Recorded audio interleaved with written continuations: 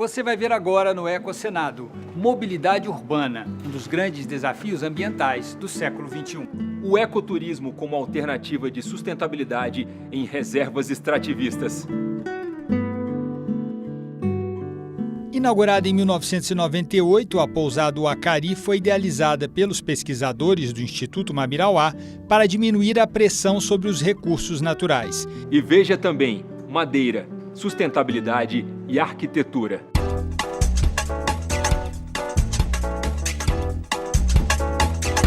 Um novo quadro no Ecocenado, Aves do Brasil. Na Serra do Araripe, no estado do Ceará, próximo à fronteira com o Piauí e Pernambuco, vive o soldadinho do Araripe. Agora, no Ecocenado.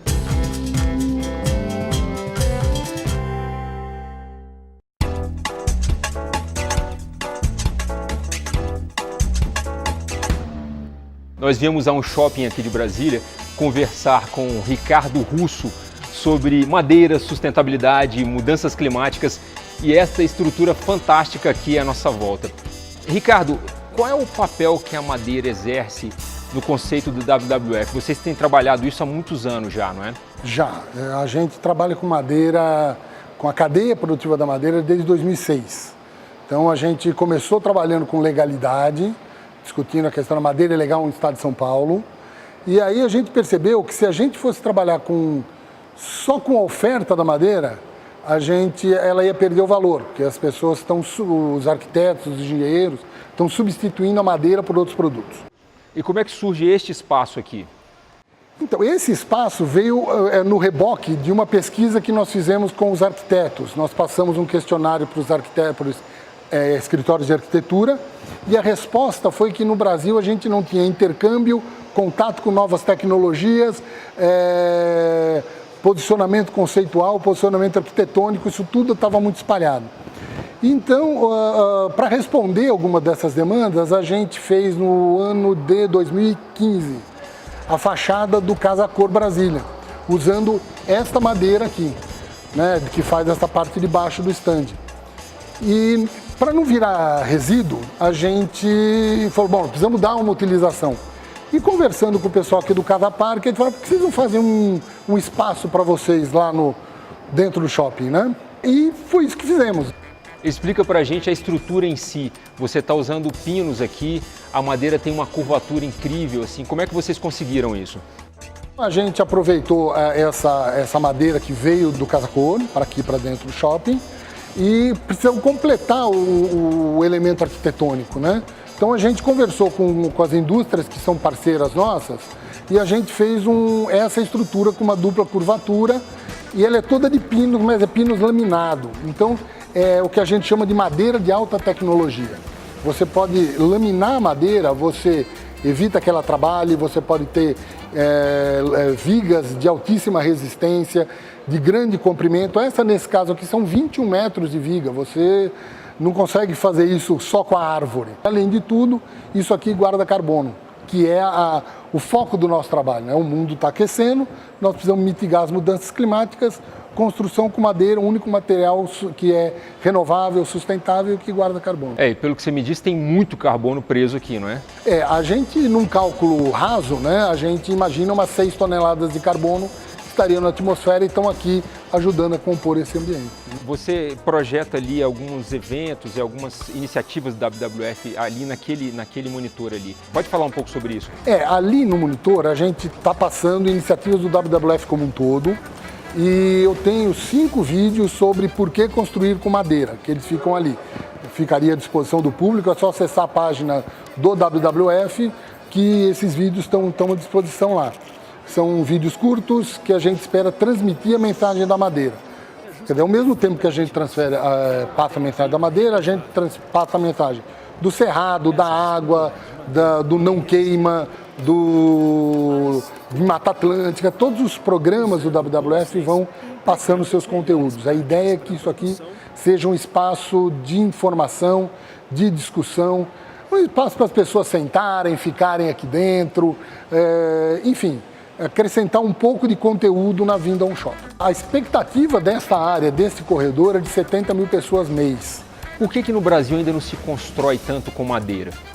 Existe um preconceito no Brasil com a madeira. Primeiro, os arquitetos brasileiros demandam muito pouco com madeira. Eles tiveram uma formação muito forte, nós estamos em Brasília, né? Com a curva do concreto, a escola do concreto foi muito forte aqui. Apesar de que Brasília tem muitas construções com madeira. A segunda é a imagem mental que as pessoas têm de que ou casa de madeira, numa mão ela é para muito pobre e na outra ela é para muito rico. Quando na realidade você tem sistemas produtivos que pegam essa zona cinza. Eu tenho wood frame, que são painéis, eu tenho madeira laminada como essa que está aqui, que permite obras grandes, obras muito rápidas, são 40% a menos de tempo de canteiro, eu quase não tenho resíduo, eu tenho uma vantagem imensa de você fazer com madeira. Agora, precisamos mudar a cultura do consumidor brasileiro quanto à madeira. E uma das ideias desse stand é começar isso aqui, né? Começar esse debate, mostrar um pouco mais isso. Claro, uma preocupação das pessoas também que já tem algum nível de consciência em relação a isso é a origem da madeira. Assim. Qual é o nível de certificação e manejo que você encontra no Brasil hoje? Qual é a segurança que a pessoa tem de adquirir uma madeira dessa? Olha, tem que procurar a madeira correta. Então, primeiro, tecnologia de madeira, ela hoje está basicamente focada nas plantadas, pinos e eucalipto, que tem origem bem mais garantida. A gente tem trabalhado, o WWF tem trabalhado muito fortemente com sistemas de rastreabilidade para madeira nativa. Então a gente está desenvolvendo, junto com parceiros, sistemas que possam diminuir muito o risco da árvore sair e passar para um outro processo de aquecimento. Então a gente quer ter certeza que essa origem passa para lá. Obrigado. André, muito obrigado. Valeu.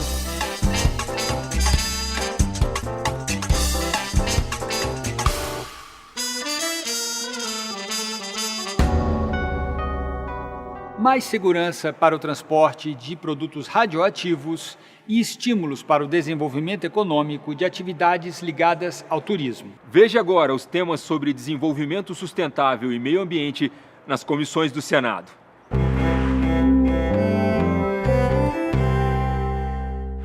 Aqueles que concordam permaneçam. Os senadores aprovaram um projeto que torna obrigatório o uso de mecanismos de rastreamento de carga no transporte de materiais nucleares e radioativos. A matéria, já aprovada nas comissões de Ciência e Tecnologia e de Infraestrutura, agora será votada no plenário. O autor justifica que, apesar da vasta regulamentação infralegal sobre material nuclear e radioativo, nenhuma norma exige o efetivo controle do tal material a partir de seu despacho para transporte. E lembra que já houve caso de um veículo de transporte de equipamento radioativo roubado na Via Dutra do Rio de Janeiro. É relevante pela necessidade desse vazio legislativo, mas que, sem sombra de dúvida, isso deveria ser obrigatório, né, para a ação efetiva das empresas que fazem o transporte como um fato de proteção ao seu trabalhador, ao seu patrimônio e principalmente à população que estaria, caso isso não aconteça, né, à mercê de um evento fortuito. Outro projeto aprovado autoriza a criação de áreas especiais destinadas ao desenvolvimento turístico. As áreas serão criadas por decreto do governo federal a partir de projetos elaborados por estados e municípios. Com relação ao mérito, senhor presidente, o autor afirma que, para aumentar a competitividade do Brasil no setor turístico, torna-se necessária a criação de áreas especiais de desenvolvimento turístico, com regime jurídico próprio para atração de investimentos, com benefícios tributários e administrativos e com procedimentos simplificados para licenciamento ambiental. Aprovado o relatório que passa a constituir parecer da Comissão favorável ao projeto de lei do Senado número 129 de 2016, com as emendas número 1 e 2 da CMA. A matéria vai à Comissão de Assuntos Econômicos para prosseguimento da tramitação.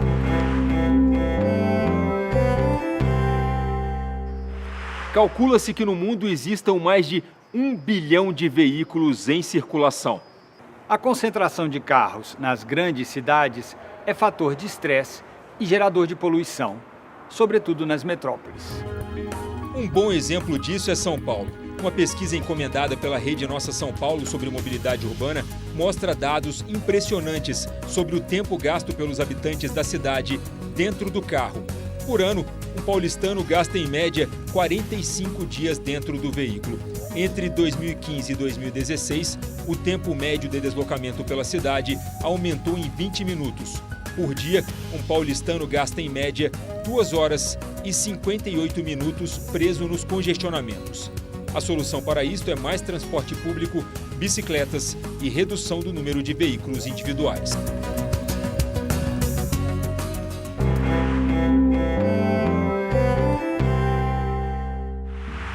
O projeto de lei do Senado número 217 de 2012, de autoria da senadora Lídice da Mata, torna obrigatória a avaliação dos impactos sociais no licenciamento ambiental. Os critérios do licenciamento são definidos pela Lei da Política Nacional de Meio Ambiente, em vigor desde 1981.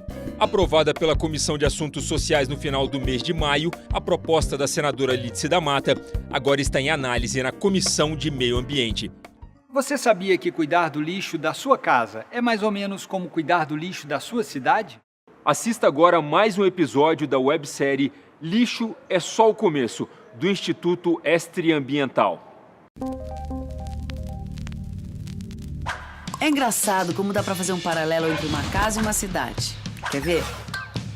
A Mariana é uma cidadã super consciente nas questões de sustentabilidade e mora com seu marido Zé Augusto. Os dois trabalham pra caramba, os dois cozinham, passam um pano nos objetos, varrem a casa e o quintal e cuidam do lixo da casa.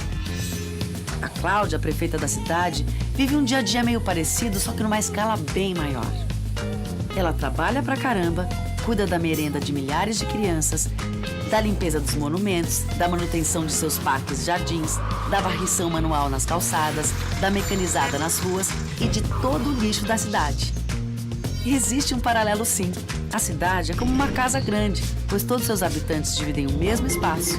E a casa é como uma cidade pequena, pois cada cômodo dela tem uma função dentro de um todo. Se todos começarem a ver a coisa dessa forma, vamos ter uma cidade muito mais gostosa de se viver. E seus habitantes vão ser muito mais felizes, como os da casa da Mariana e do Zé Augusto. Lá eles têm mestrado e doutorado nesse assunto.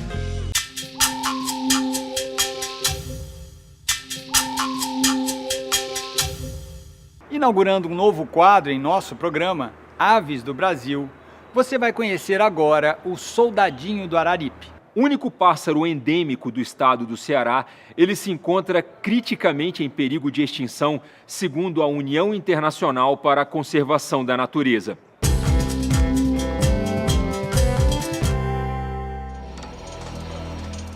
Na Serra do Araripe, no estado do Ceará, próximo à fronteira com o Piauí e Pernambuco, vive o soldadinho do Araripe.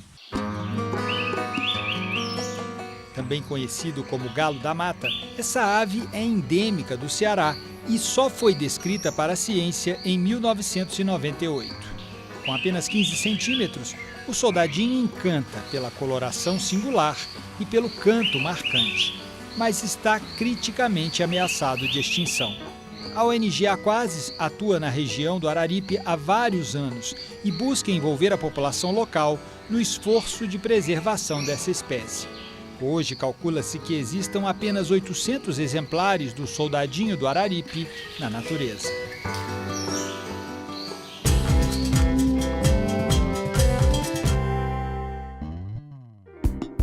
O projeto de lei do Senado número 750 de 2011 estabelece a política de gestão e proteção do bioma Pantanal.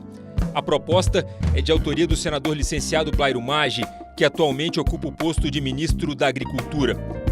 Aprovado pela CCJ no final do mês de maio, a proposta agora está em análise pela Comissão de Assuntos Econômicos.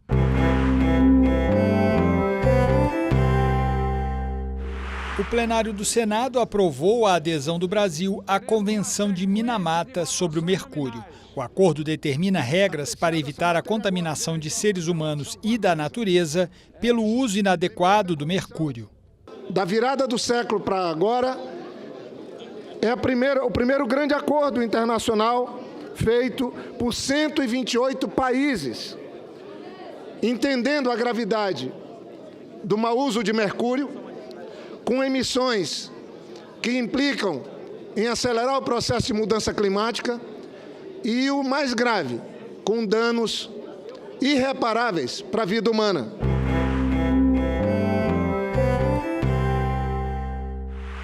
Há 7 anos, em setembro de 2010, o Ecosenado acompanhou um grande incêndio no Parque Nacional de Brasília.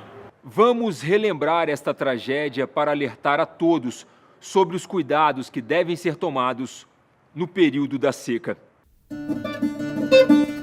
Situado no coração do Distrito Federal, o Parque Nacional de Brasília é uma das mais importantes áreas de proteção do bioma cerrado no país. É também uma das mais vulneráveis pela proximidade com as áreas de ocupação urbana da capital. Os incêndios florestais, registrados com frequência no parque durante a estação da seca, são um sintoma dessa vulnerabilidade. A equipe do Ecosenado acompanhou o trabalho de bombeiros e brigadistas no combate ao fogo durante um desses incêndios. Ao mesmo tempo em que vimos de perto a dificuldade desse trabalho, procuramos entender melhor o que deve ser feito pelo poder público e pela população para evitar este tipo de problema.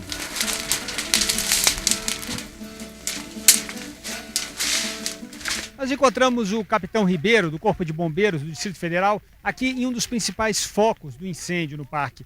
Ribeiro, qual é a situação nesse momento? O que está sendo feito para combater este incêndio? Bom, como vocês podem ver, a situação está crítica, um mato muito seco, o vento faz com que o fogo evolua muito rápido. Nós estamos com 300 militares combatendo fogo para preservar o parque. E esse é um dos principais focos que está tendo aqui, dentro do parque, dentro dos 25% que já foi queimado. Estamos combatendo ele e fazendo aceiros para evitar de propagar para o resto do parque. Aceiros são faixas de terra que têm a vegetação removida ou desbastada para evitar a propagação de queimadas. Para serem eficazes, devem ter pelo menos 3 a 5 metros de largura. O combate está sendo feito por 300 militares do Bombeiro, mais 100 brigadistas do Instituto Chico Mendes, 3 aeronaves, helicópteros, 2 aviões Artrec que jogam água por cima do fogo e também um helicóptero também joga água através de uma bolsa que nós pegamos no lago e jogamos direto nos focos de incêndio. São João!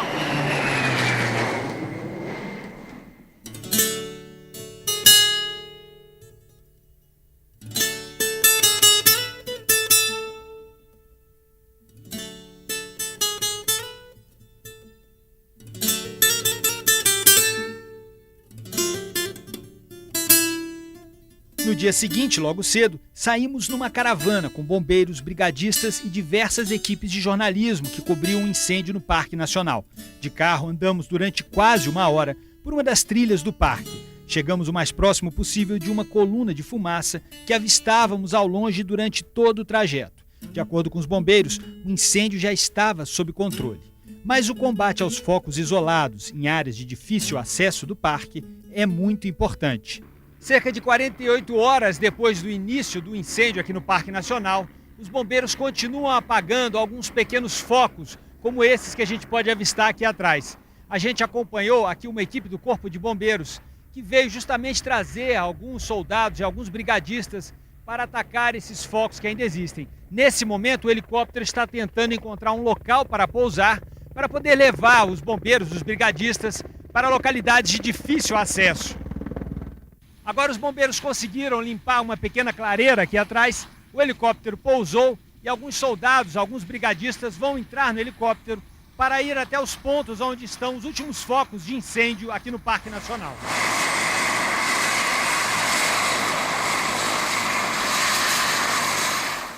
Essa época do ano, começando no mês de junho e julho, já é um período crítico. Quando chega agosto e setembro, a vegetação já está desidratada, as temperaturas estão elevadíssimas, a umidade muito baixa. Qualquer coisinha, qualquer detalhe pode fazer a diferença na destruição de um parque como o Parque Nacional de Brasília.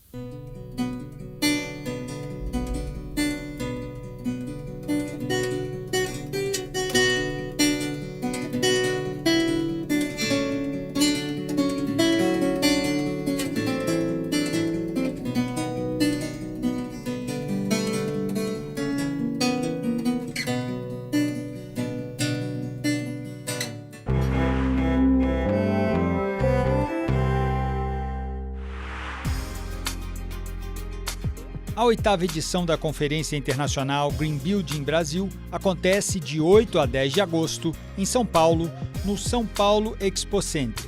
Palestras e exposições apresentam novas tecnologias e soluções sustentáveis para a construção de edifícios. Mais informações no endereço eletrônico www.expogb-brasil.org.br. Um documentário produzido pelo Instituto Mamirauá mostra como o turismo comunitário pode ser um importante instrumento de sustentabilidade em reservas extrativistas.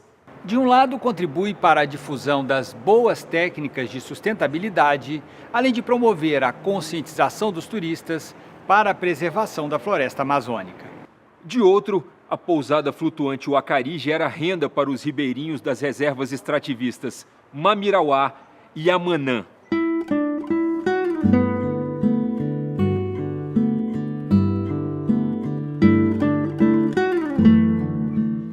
Inaugurada em 1998, a pousada Uacari foi idealizada pelos pesquisadores do Instituto Mamirauá para diminuir a pressão sobre os recursos naturais. Reservas de desenvolvimento sustentável, como é o caso de Mamirauá, são unidades de conservação que abrigam populações tradicionais, famílias que sobrevivem há várias gerações da exploração dos recursos naturais. A pousada Uacari está dentro da reserva Mamirauá, que é uma reserva de várzea que alaga todo o ano, né? Então a cada ano 10 metros, a água sobe 10 metros, não fica terra nenhuma em algum momento do ano. É a maior reserva, é uma região de várzea que a gente chama, é a maior do mundo, são 1.124.000 hectares. Mas a pousada fica bem na pontinha, mais próxima de Tefé, né? Até porque é mais fácil acesso, né? Tefé tem aeroporto, né? Nenhuma cidade da região aqui próxima tem. Construída sobre flutuantes, a pousada Uacari funciona ao longo de todo o ano, tanto no período da cheia como na estação da seca. Atividades para os turistas não faltam. O principal é a observação de animais, né? Não tem dúvida que a região da reserva Mamirauá é muito rica em fauna e relativamente fácil de observar em termos amazônicos, né? A Amazônia não é o lugar mais fácil de ver animal, mas em Mamirauá é muito bom de ver aves, primatas, jacaré, alguns peixes, depende da época do ano, isso varia, né? Mas o pessoal vai muito para poder ver fauna de modo geral. Mas também tem um grande número de pessoas que gosta da questão, está interessado na questão comunitária, conhecer a cultura, conhecer os meios de vida. A pesquisa também é importante, a pessoa saber que é um turismo que está envolvido com pesquisa científica. O monitoramento constante das atividades da pousada é a garantia de sustentabilidade do projeto. A pousada tem alguns tipos diferentes de monitoramento. O monitoramento de fauna, ele ocorreu durante alguns anos, ele está parado agora, ele pode ser reformulado, uma ideia é voltar a ter, mas assim, ele teve um tempo, foram alguns anos, que mostrou que o turismo que é feito na pousada não impacta negativamente as populações de primatas que tem na região. Tem o monitoramento de água, né? Então, para ver como é uma pousada, tem dejetos, tem os efluentes.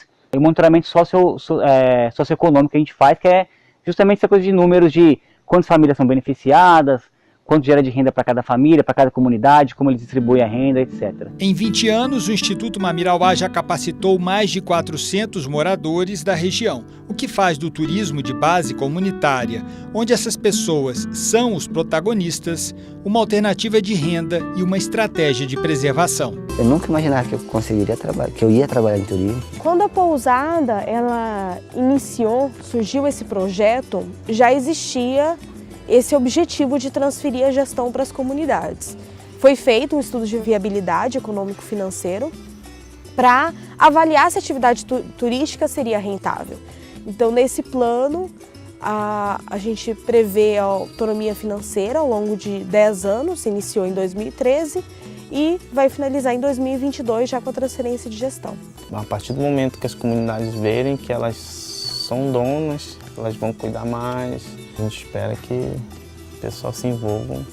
Eu acredito que é a porta para muita gente, para muitos jovens que estão aí começarem a se interessar e desenvolver uma nova profissão. Eu me orgulho do meu trabalho, me orgulho do meu esforço que eu já fiz para lutar pelo meu pessoal, eu me orgulho das coisas que a gente já conseguiu. Eu sempre falo para meus colegas, vocês têm que se interessar, vocês têm que abraçar isso, vocês têm que ver esse lugar como de vocês, assim como eu vejo. Eu vejo a pousada como minha. Dizer, não, isso aqui é meu e vou tomar de conta. Eu acredito que vai ter esse olhar, né? Vai ter essa valorização, cuidar melhor, né, do patrimônio, que esse empreendimento aqui não é pouco, né, é grande, né? Uma empresa, a pousada se torna uma empresa e aí a comunidade vai se sentir, eu sou empresária agora, nós somos empresários, nós temos que cuidar da nossa empresa, agora ela é nossa. Até 2022, a pousada do Acari deverá ser inteiramente gerida pela comunidade. Um grande sonho é que um dia a gente nem precise mais de trabalhar com assessoria técnica. E isso já acontece em parte, então várias coisas hoje já acontecem independente de ter assessoria técnica do programa de turismo.